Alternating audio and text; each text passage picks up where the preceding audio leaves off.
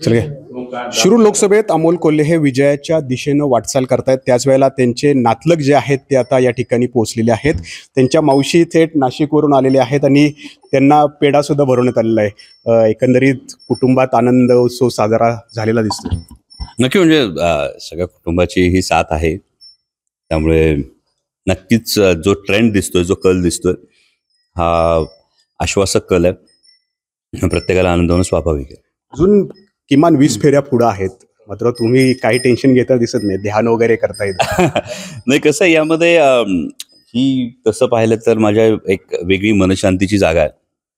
आणि मी काय असं म्हणतो की आपल्याकडे जसं आहे कर्मण्येवाधिकार असते मा फलेषु कदाचन, हा जो सगळ्यात मोठा हे आहे, त्या पद्धतीनं प्रचार झालेला आहे, निवडणूक झालेली आहे, मतमोजणी सुरू आहे. आणि त्याचं दडपण घेण्यापेक्षा मला असं वाटतं तितक्या शांतपणे जेव्हा तुम्ही एखाद्या शुद्ध हेतूनं एखाद्या गोष्टीला सामोरे जातात तेव्हा परिणामांची चिंता आणि त्याचं दडपण घेण्याची काही गरज उरत नाही. बरोबर आहे. तुम्ही नेमकं कुठून आलेला आहात त्यांना हे शुभेच्छा देण्यासाठी? नाशिकवरून आलेले आहे. परंतु काय तुम्ही निकाल बघत बघत तुम्हाला लक्षात आलं का की आता विजय निश्चित होतोय? मी येतच असते.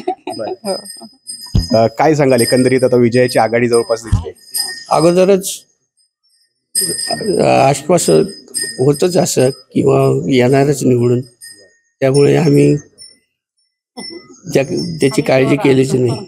तर विजय हा निश्चित आधीपासूनच मांडलाय, त्याच्यामुळेच नातेवाईक आता या ठिकाणी अमोल कोल्हेंना शुभेच्छा देण्यासाठी पोहोचलेले आहेत. नाजिमुल्ला, एबीपी माझा, जुन्नर, पुणे.